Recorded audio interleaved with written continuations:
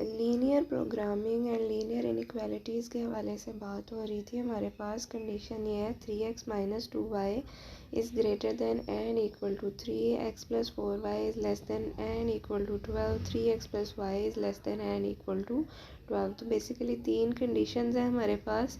और linear inequalities यानी कि हमारे पास लेस देन का साइन भी है, ग्रेटर देन का साइन भी है और इक्वालिटी का साइन जो है वो भी है।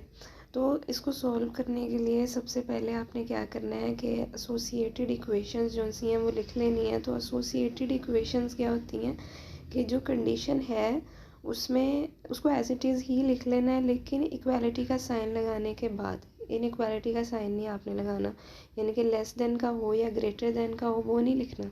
एसोसिएटेड का मतलब है कि सिर्फ इक्वालिटी का साइन आपने लिख देना है। तो 3x minus 2y is equal to 3x plus 4y is equal to 12 और 3x plus y is equal to 12 respectively. 1, 2 and 3 का इनको नाम दे देना। For the sake of finding out the x intercept form हम क्या करते हैं, पुट कर देते हैं y is equal to 0 in the equation 1, 2 and 3 respectively.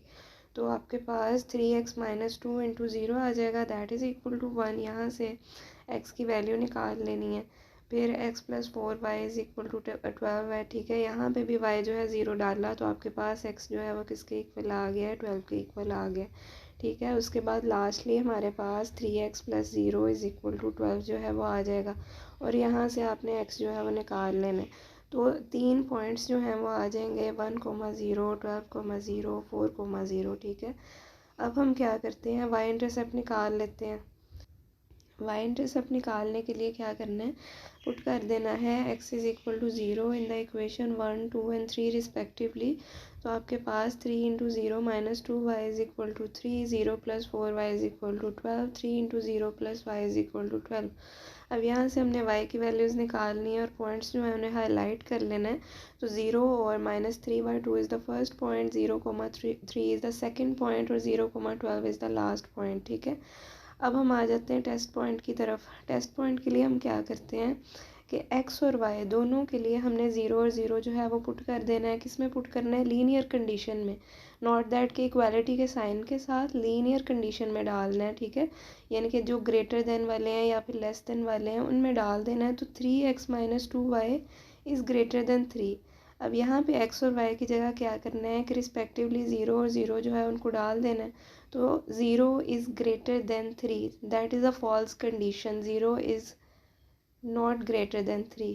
तो ये एक फॉल्स कंडीशन है। तो जब आपके पास कंडीशन फॉल्स आ जाएगी, ग्राफ ऑफ द इनइक्वालिटी जो है will not be towards the region side, that will be outward side पे होगा।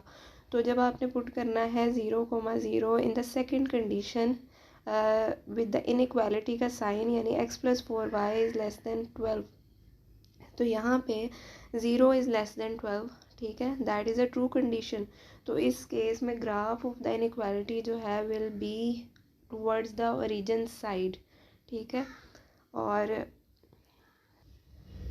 तो अब आपने सिंपली ग्राफ जो है वो ड्रॉ करना है, ठीक है। x axis, y axis, x dash, y dash, वही वाला पॉइंट्स जो है उन्हें हाईलाइट करना है, +1, +2 on the right side of the x axis और on the left side of the x axis, x dash वाली जो साइड है -1, -2, -3 जो है वो आ जाना है। इसी तरह से अपर साइड पे प्लस वैल्यूज़ y की और जो सी डाउनवर्ड्स हमारे पास वैल्यूज़ हैं वो किस में है, वो नेगेटिव होंगी।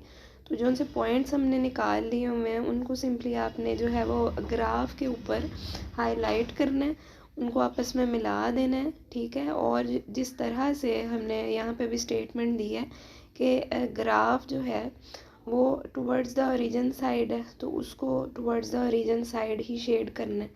और जो उनसा हमारे पास आउटसाइड पे शेड करने के हवाले से हमने बात की थी उसको आउटसाइड करना है। तो इस तरह से जो है एक फिजिबल रीजन बन जाएगा और एक प्रॉपर हमारे पास फॉर्म आ जाएगी जो कि एक रिक्वायर्ड कंडीशन है हमारे पास क्वेश्चन की।